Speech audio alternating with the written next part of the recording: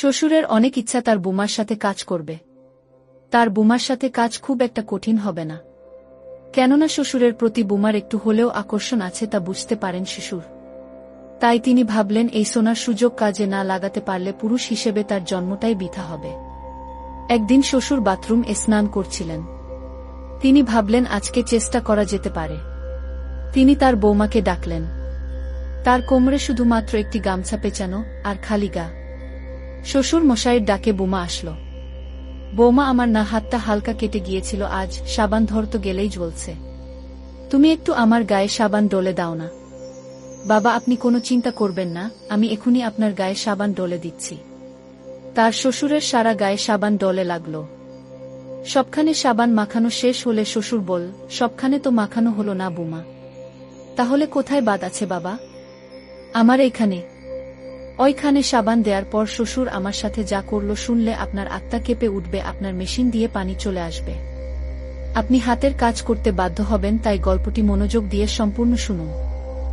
আমার বড় যা প্রত্যেক রাতে শ্বশুরের মালিশ করতে চলে যেত, আর আমি বাইরে থেকে আমার বড় যা এর চিৎকারের আওয়াজ শুনতে পেতাম। একদিন বড় যাকে এই ব্যাপারে জিজ্ঞাসা করলাম, তখন তার মুখ ফ্যাকাশে হয়ে গেল। সে বলল, তুমি এই কথাটা কাউকে বলো না, আর আজকে রাতে আমার বদলে তুমি মালিশ করতে চলে যেও। যখন আমি শ্বশুরের ঘরে গেলাম, তখন শ্বশুর মশাই দরজা বন্ধ করে দিলেন, আর আমার শরীর থেকে প্রাণ বেরিয়ে যাওয়ার মতো অবস্থা হলো, কারণ তিনি আমার সাথে। আমার নাম লিমা আক্তার। আমি এই দুনিয়ার সব থেকে অদ্ভুত পরিবারে বিয়ে করেছিলাম। আর হ্যাঁ, এটা করাই উচিত ছিল, কেননা ওখানের কাজ এমন ছিল যে সেটা আমার বোঝার বাইরে ছিল। আমার শ্বশুর বাড়িতে আমার একটা বড় যা ছিল আর একটা শ্বশুর ছিল। আমার ভাসুর শহরের বাইরে থাকত, কিন্তু তাকে বিয়েতে দেখিনি। আমার বরের নাম শফিক। আসলে আমাদের ভালোবেসে বিয়ে হয়, আর আমার বাড়ির লোক কিছুতেই রাজি ছিল না, কেননা আমার বরকে দেখে ভীষণ দুর্বল এবং অসুস্থ বলেই মনে হতো। আমার বাবা পুরোপুরি বিশ্বাস করত যে সে নেশা করে, যখন কিনা এটা সত্যি নয়। আমি চাইতাম যে আমাদের বিয়ে সম্মানের সাথে শান্তিপূর্ণভাবে হোক, কিন্তু এরকম হতে পারেনি, আর ব্যাপারটা বিগড়ে গেল। আমার পরিবার আমার বরকে বলল, 3 দিন আছে তোমার কাছে একে বিয়ে করার জন্য, না হলে চতুর্থ দিন ওর খালাতো ভাইয়ের সাথে ওর বিয়ে করিয়ে দেব। আমার বর অনেক চেষ্টা করল, বন্ধুদের সাহায্য নিল আর বিয়ে করে নিল। আমার বাবা বলল যে আজকের পর থেকে তোমার জন্য এই ঘরের দরজা বন্ধ হয়ে গেল। আমি তো অবাক তখন হলাম যখন শফিকের বাবা বিয়েতে খুশি খুশি এসেছিল, আর আত্মীয় স্বজনকে নিমন্ত্রণ করে খাবার খাওয়ানোর প্রথাও পালন হল। সে একেবারেই অখুশি ছিল না। বলা হয় যে ভালোবাসা কোনো পাপ নয়।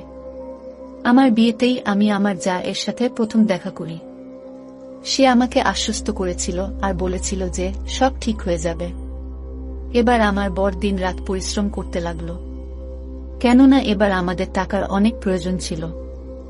সে সকালে যেত আর রাত্রিবেলা বাড়ি ফিরত। এরকম অবস্থায় বাড়িতে শুধু আমি আর আমার বড় যা থাকতাম। একদিন আমি কিছু অদ্ভুত দেখলাম। রাত হতেই আমার যা সমস্ত কাজ শেষ করে আমার শ্বশুরের ঘরে চলে যেত। তার হাতে তেলের একটা কিছু থাকত। আমি এই ঘটনা দেখে অবাক হতাম। সে ভেতরে গেল আর তারপর দরজা বন্ধ করে নিল। আমি অবাক হয়ে যেতাম যে এই সময় সে ভেতরে গিয়ে কি কাজ করে। আমি দাঁড়িয়ে রইলাম আর ভাবলাম সে হয়তো ভেতরে তেল দিতে গেছে আর দরজা ভুল করে বন্ধ হয়ে গেছে। কিন্তু ভেতরে তার কি কাজ থাকবে? আর তেল নিয়ে ভেতরে সে গেল কেন? সে এখনো ফেরত আসেনি। 15 থেকে 20 মিনিট হয়ে গিয়েছিল, তখনও আসেনি। কিছুক্ষণ পরে আমার বর চলে আসলো। আমি তার সামনে রাতের খাবার গরম করলাম। আমরা একসাথে বসে খাবার খেলাম। কিছুক্ষণ পরে সে আমাকে চা বানাতে বলল। আমি চা বানানোর জন্য যখন দ্বিতীয়বার রান্নাঘরে গেলাম, তখন আমি দেখলাম যে আমার বড় যা তার ঘরে নেই, আর শ্বশুরের ঘরের লাইটও অফ ছিল। এর মানে সে ঘুমিয়ে পড়েছে। এরপর আমি চা বানিয়ে ফেরত চলে এলাম। বাসন রাখার জন্য যখন আবার এলাম, তখনও আমি দেখলাম এই একই ঘটনা চলছিল। যাই হোক, চৌকিদার হয়ে তো আর বসে থাকতে পারি না। আর কিছু করতেও পারবো না, তাই আমি আমার ঘরে চলে এলাম। সকালবেলা আমি আমার যাকে জিজ্ঞাসা করতে চাইলাম, কিন্তু আমার সাহস হলো না। পরের দিন আবার একই ঘটনা ঘটল। আবার রাত হতেই নিজের সমস্ত কাজ করার পর তাকে আমি তাড়াহুড়ো করতে দেখলাম। যখন তার মনে হলো যে বাড়ির সবাই শুয়ে পড়েছে, তখন তেল নিয়ে সে শ্বশুরের ঘরে চলে গেল। আমি অনেক রাত পর্যন্ত জেগেছিলাম, কেননা আমার বর দেরি করে বাড়ি ফিরে। দরজা বন্ধ হওয়ার ঘটনাটা আমাকে ভীষণভাবে চিন্তায় ফেলে দিয়েছিল। আমি আস্তে আস্তে হাঁটতে হাঁটতে ওই ঘরের কাছে আসলাম। আমি এগিয়ে গেলাম, কান প্রয়োজনের থেকে একটু বেশিই পেতেছিলাম। শুনলাম ছোটখাটো চিৎকারের আওয়াজ। আমি এদিক ওদিক দেখতে থাকলাম, কিন্তু তারপর আমি এমন আওয়াজ শুনলাম যেটা শুনে আমি অবাক হয়ে গেলাম। ঘরের ভেতর থেকে আমার যা এর চিৎকারের আওয়াজ আসছিল। আমি নিজের কানে হাত চাপা দিলাম। আমি ভীষণ বাজেভাবে অবাক হলাম যে এসব কি হচ্ছে।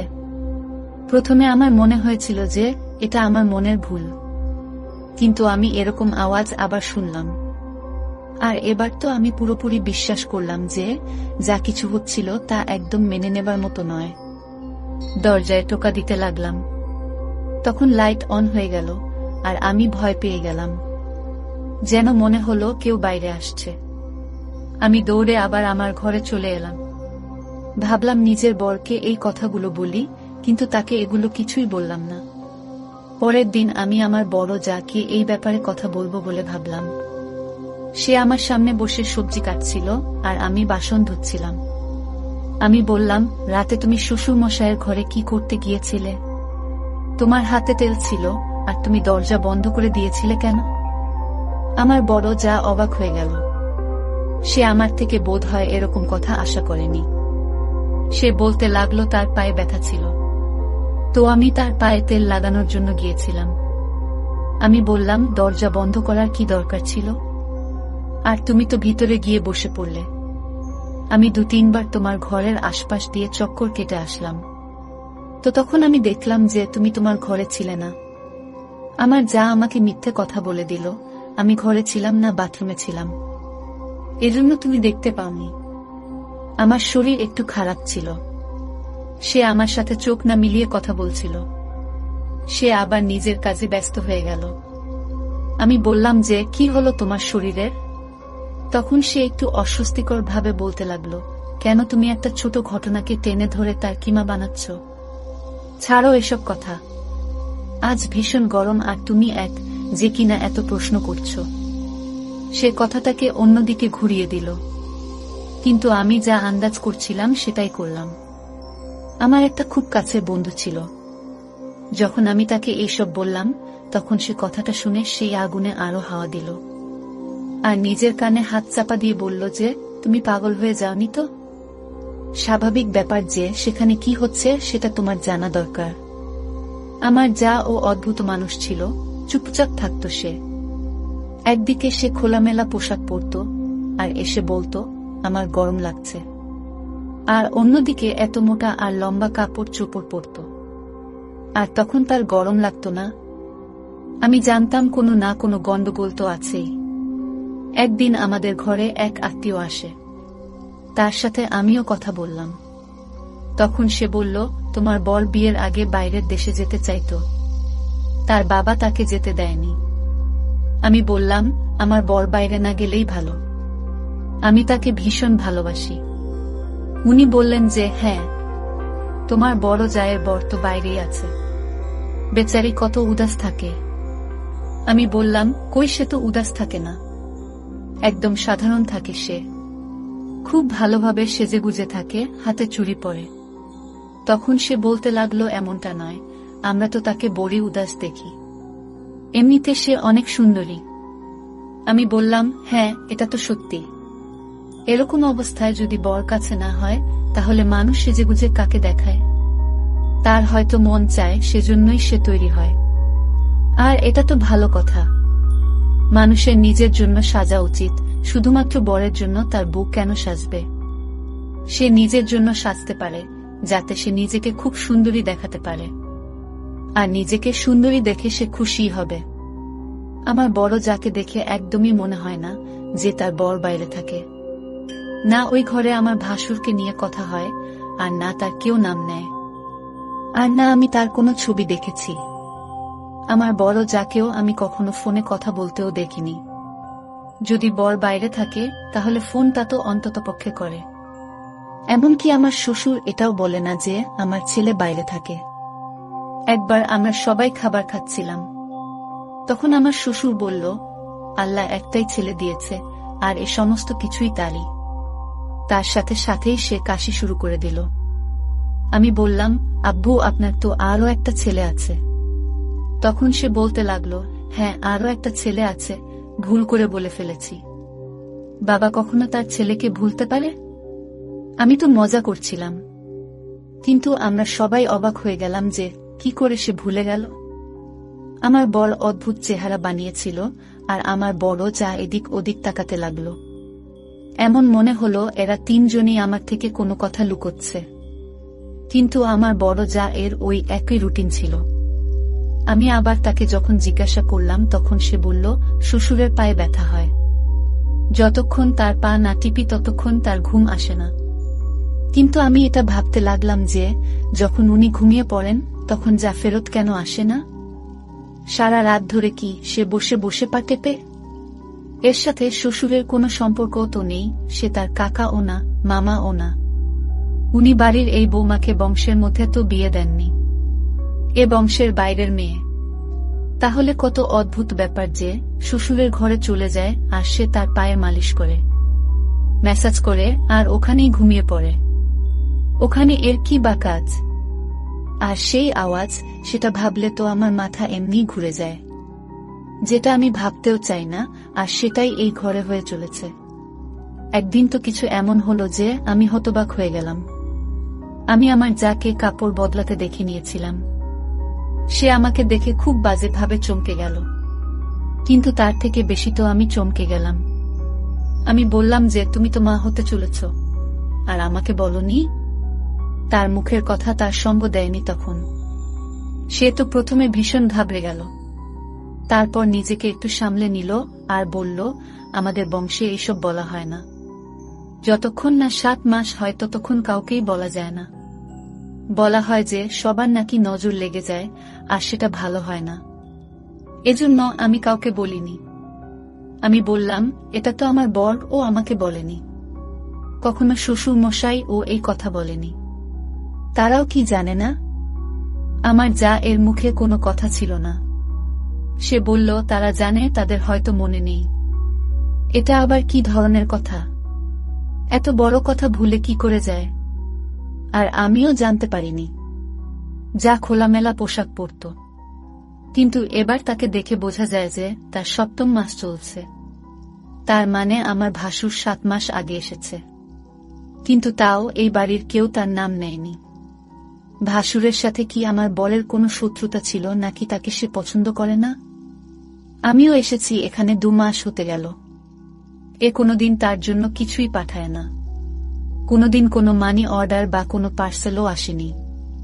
তখন আমি ভাবলাম যে এই তো আমার জায়ের অবস্থা। আর তার উপরে আমার শ্বশুর আজও তাকে পা মালিশ করতে ডাকেন, এবং তাও প্রতিদিন। তার তো এটা উপলব্ধি করা উচিত, এরকম অবস্থায় তো মহিলাদের আরাম করা উচিত। একদিন আমরা সবাই খাবার খাচ্ছিলাম, তখন আমি আমার যাকে বললাম, আমি তোমার জন্য চাটনি বানিয়েছি। এরকম অবস্থায় তো তোমার চাটনি খেতে ইচ্ছা করে। এটা শুনে আমার জায়ের গলায় যে খাবার ছিল সেটা অল্প আটকে গেল, আর শ্বশুরও অবাক হয়ে তাকে দেখতে থাকল। সে সবার সামনে বলতে লাগলো, তোমার কি হয়েছে? তোমায় কে বলেছে যে আমি প্রেগন্যান্ট? যখন কিনা আমার বর আমার সাথে দেখাই করতে আসেনি। আমার পায়ের তলা থেকে মাটি সরে গেল যে কিভাবে আমার যা মুখ ভরে মিথ্যা কথা বলছিল, যখন কিনা আমি খুব ভালোভাবে জানি যে সে গর্ভবতী। আর যদি তার বর না আসে তাহলে এই বাচ্চাটা আসলেই বা কার? আমার শ্বশুরও বলল, সে তোমার সাথে মজা করছিল, আর তুমি সত্যি ভেবে নিলে। বৌমা, এখন কোনো খুশির খবর নেই আমাদের বাড়িতে। এখন তো আমাদের মুখের দিকেই তাকিয়ে তাড়াতাড়ি কোনো খুশির খবর দিয়ে দাও, তাহলে এই বাড়িতেও খুশির চমক লেগে যাবে। আমার শ্বশুর হঠাৎ করেই আমার যাকে বলল, তোমার মায়ের ঘরে তোমাকে ছেড়ে আসার কথা ছিল না? এসো, আমি তোমাকে ছেড়ে আসি। আমি তো ভুলেই গেছি, তুমিও মনে করাওনি। এখন এর বর বাড়িতে নেই, যার জন্য এই দায়িত্বটা আমাকেই পুরো করতে হচ্ছে। যখনই বলে এর বাবার বাড়িতে আমি একে ছেড়ে আসি, আমার শ্বশুর আমাকে বলতে লাগলো। সে বলল এর বাবার সাথে আমার যথেষ্ট বন্ধুত্ব, ওখানে একটু বসে যাই, ভালো সময় কাটে। তোমরা দুজন স্বামী স্ত্রী খাবার খেয়ে নাও, আমি যাই। আমার জায়ের মুখের রং পড়ে গেল। সে ভালোভাবে আমাকে দেখতে থাকল, এমন করে যেন আমি তার জীবন বরবাদ করে দিয়েছি। আমার শ্বশুর হঠাৎ করে তাকে নিয়ে সেখানে চলে গেল, যখন কিনা এরকম কোনো কথা হয়নি যে তাকে আজকেই নিয়ে যেতে হবে। তারা চলে গেলে আমার বর আমাকে বলল যে, তোমায় কে বলেছে এইসব কথা? এই ধরনের কথা কেন বলছো? আমি বললাম, আমি দেখেছি তার পেট এত বড় হয়ে গেছে। আমার বর হাসতে লাগলো আর বলল, তার পেট খাবার খেয়ে বড় হয়েছে, আর তুমি ভাবছো যে সে গর্ভবতী? আমার ভাই 2 বছর ধরে ফিরেনি, তাহলে বাচ্চা কোথা থেকে হবে? আমি আমার বরকে কিছুই বললাম না, আর কোনো তর্কেও গেলাম না, কিন্তু কথাটা সত্যি ছিল। আর আমি নিজের চোখে দেখেছিলাম যে আমার যা গর্ভবতী, আর তার 7ম মাস চলছিল। কিন্তু সেই কথাটা সে লুকাচ্ছে কেন? আর যদি লুকিয়েই থাকে তো তার কি বাচ্চা জন্ম দেওয়ার কথা ছিল না? আমার শ্বশুর আমার বড় যাকে তার বাবার বাড়িতে ছেড়ে রাতের মধ্যে ফেরত চলে এলো। তারপর আমার বড় যাকে দেখে আমি আরো একবার অবাক হয়ে গেলাম। তার মুখে একটা ক্ষত চিহ্ন দেখতে পেলাম, মনে হলো চোট লেগেছে। আমি এগিয়ে এসে তাকে বললাম, কি হয়েছে? কি করে হলো? তখন সে বলতে লাগলো যে ফেরত আসার সময় রিকশা থেকে পড়ে গিয়েছিলাম, আর আমার মুখ মাটিতে আঘাত পায়। আমি অবাক হয়ে গেলাম। আমার জায়ের চোখ দেখে মনে হচ্ছিল যে সে মিথ্যা বলছে। সে নিজের ঘরে চলে গেল, আর সে খাবারও খায়নি। যদি সে রিকশা থেকে পড়ে যেত তবে তো তার বাচ্চাও ক্ষতিগ্রস্ত হতো, অথচ এমন কিছুই হয়নি। মনে হচ্ছিল যেন কেউ তার সাথে এমন করেছে। আজ রাতেও সে যখন শ্বশুরের ঘরে যাচ্ছিল তখন তার চোখে জল ছিল। সে ঘরে যাওয়ার আগে তার চোখের জল মুছল। বেচারির উপর কিছু তো অত্যাচার হচ্ছিলই, আর এখানে সে নিজেই সবকিছু করছিল। একদিন আমি খুব রেগে গেলাম, আর আমি আমার যাকে বললাম, কেন সে এত বড় মিথ্যা বলছে সবার সামনে? আমি অন্ধ নই, আমি তোমাকে নিজের চোখে দেখেছি। তুমি মা হতে চলেছ, তুমি নকল পেট তো লাগিয়ে রাখোনি। তুমি এত খাও না যে তুমি মোটা হয়ে যাবে। তোমার পেটে কার বাচ্চা আছে? তোমার বর আসে না, তাহলে এটা কার বাচ্চা? আমার যা আমার কথা শুনল, কিন্তু সে উত্তর দিচ্ছিল না। আমি বললাম, কেন সে ঘর থেকে ফেরত আসে না? তেল তো লাগিয়ে দিয়েছ, তাহলে এবার ফেরত এসো। সেখানে ঘুমানোর কি দরকার? আর কি এমন তার পায়ে ব্যথা থাকে যে রোজ তোমাকে তেল দিয়ে মালিশ করতে হয়? কি এমন কাজ যে সে করে? যদি তোমরা দুজনে মিলে কোনো চক্কর চালিয়ে থাকো, আর সেটা যদি আমি জানতে পারি, তাহলে আমি সমস্ত জায়গায় তোমাদের দুজনকেই বদনাম করে দেব। আমি তোমাদের ছাড়ব না। আমি জানি যে একটা মহিলা একটা পুরুষ ছাড়া থাকতে পারে না। তোমার বর 2 বছর হয়ে গেছে, বাইরের দেশে গেছে, কিন্তু তার মানে এই নয় যে তুমি তার সম্মানের বরখেলাপ করবে। আর ওই বাচ্চাটার কি দোষ? এই দুনিয়ায় আসবে যখন তো কাকে নিজের বাপ বলবে সে? তুমি কি তাকে এই দুনিয়ায় আনতে চাও না? কতদিন লুকাবে? কেন নিজের জীবন বরবাদ করছো? আমার যা এবার রেগে গেল। সে বলল, ঠিক আছে, যদি তোমার এটাই মনে হয় যে আমি আমার শ্বশুরের ঘরে যাই, আর আমার বাচ্চাও আমার বরের নয়, তাহলে আজ তুমি আমার জায়গায় শ্বশুরের ঘরে যাও, তাকে তেল মালিশ করে দিয়ে আসো, তখনই দেখে নিও সেখানে কি হয়। আমি বললাম, ঠিক আছে, আমি চলে যাব, আর দেখব যে ওখানে কি হয়। সে বলল, শ্বশুর আগে থেকেই ঘরের লাইট অফ করে রাখে, তোমাকে সে শুধু এটুকুই বলবে, তেল লাগিয়ে দাও, তুমি ধীরে সুস্থে লাগিয়ে দিও, তাতে কোনো সমস্যা নেই। আমি বললাম, ঠিক আছে, আমি যাব, আর গিয়ে দেখতে চাই ভিতরে কি হয়। আমি জানতাম মহিলাদের ভুল থাকে না, মহিলা জিতেও হেরে যেতে জানে। কিন্তু তাও এখানে আমার জায়ের ভুল আমি দেখতে পেলাম। যদি কিছু ভুল হয়েও থাকে তাহলে সে কাউকে বলে না কেন? যদি আমার শ্বশুর তার সাথে জবরদস্তি করে থাকে তাহলে সে সহ্য করে কেন? সে নিজের বরের সাথে কথা কেন বলে না? সে আমার বরকে তো বলতে পারত, আর কাউকে না হলেও আমাকে বলে দিতে পারত। আমি তার সাহায্য করতে পারতাম। যে ধরনের আওয়াজ আমি শুনেছিলাম তাতে আমার জায়ের উপরও আমার সন্দেহ ছিল। আমার বর তো এমনিতেই দেরি করে আসে, আর আমার শ্বশুর 9টাতেই ঘুমিয়ে পড়ে। এজন্যই আমার যা বলল, যাও আজ তুমি সেখানে। আমি দেখলাম ঘরের লাইট প্রথম থেকেই অফ ছিল। আমি হাতে তেলের বাটি ধরলাম আর ভেতরে ঢুকে গেলাম। আমার যা বলল, ভেতরে যেতেই দরজা বন্ধ করে দিও, আর যদি কোনো কথা জিজ্ঞাসা করে তো তাহলে তুমি হ্যাঁ হু বলে কাটিয়ে দিও। আমার ভয় পাবার কি আছে? এটা আমার শ্বশুরই তো। যদি সে জেনেও যায় তো তখন আমি সাথে সাথে বাইরে চলে আসব। আমার যা বাইরেই দাঁড়িয়েছিল, কিন্তু যখন আমি ভিতরে গেলাম, আমার ভেতরে যেতেই আমার শ্বশুর একটা কথা বলল, আর সেটা শুনে আমি নিজের কানে হাত চাপা দিলাম। সে বলতে লাগলো যে, প্রিয়, আজ এত দেরি করলে কেন? আমি তার এই কথা শুনে পুরোপুরি অবাক হয়ে গেলাম। তিনি বললেন, বসো আমার পাশে। দাঁড়িয়ে আছো কেন? কি হয়েছে? তুমি কি রেগে আছো আমার উপর? সে এমনভাবে বলছিল যেন সে নিজের বউয়ের সাথে কথা বলছে। আমি তো ভিতরে গিয়েছিলাম মাত্র 2 মিনিট হয়েছিল, আর সাথে সাথেই আমি বাইরে চলে এলাম। আর আমি আমার যাকে অবাক হয়ে দেখতে লাগলাম। তারপর সে আমাকে তার ঘরে নিয়ে গেল, আর সে আমাকে একটা ফটো দেখালো যেখানে সে আমার শ্বশুরের সাথে বউ হয়ে বসেছিল। সে বলল, এটা আমার শ্বশুর নয়, আমার বর, আর আমার বিয়ে হয়েছে। তুমি যে আওয়াজ শুনেছিলে ওটা এই কারণেই। এই অবস্থায় আমি তার পা টিপে পুরোপুরি হাঁপিয়ে যেতাম, এজন্য আমার মুখ দিয়ে আওয়াজ বের হতো। এই লোকটা ভালো না, আর আমার উপর অত্যাচার করে। আমাকে সে নিজের চাকর ভাবে, কেননা আমার আগে পেছনে কেউ নেই। কিন্তু ইনিই আমার বর, আর এই বাচ্চাটাও এরই।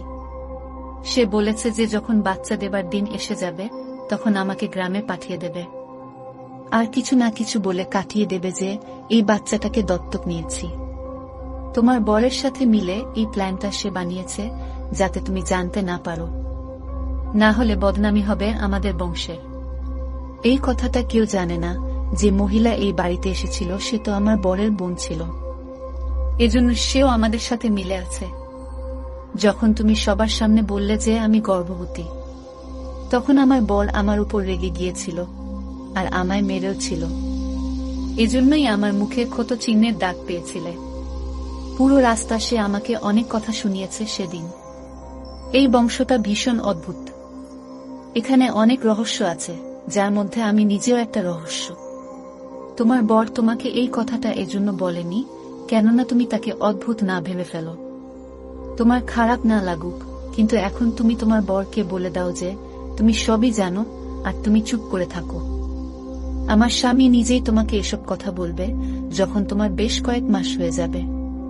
কিন্তু ততদিন পর্যন্ত প্রিয়, তুমি আমার উপর গোয়েন্দাগিরি করতে থাকো।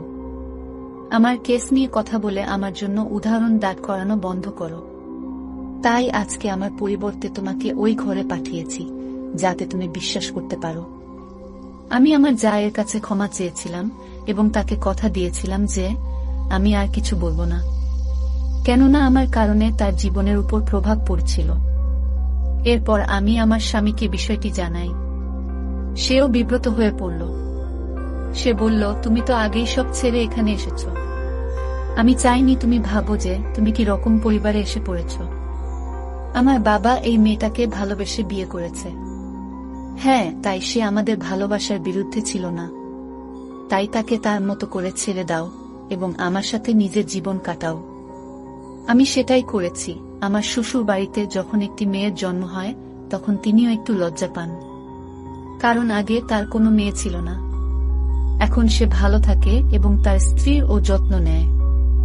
আমরাও স্বাভাবিকভাবে জীবনযাপন করছিলাম। তারা তাদের জীবনে ব্যস্ত ছিলেন। এমনকি আমরা আমাদের জীবনে আমাদের ঘরের অংশ এবং রান্নাঘর আলাদা করে ফেলেছি। এখন আমরা তাদের সাথে সম্পূর্ণ যোগাযোগ বন্ধ করে ফেলেছি। আমার স্বামী খুব ভালো মানুষ।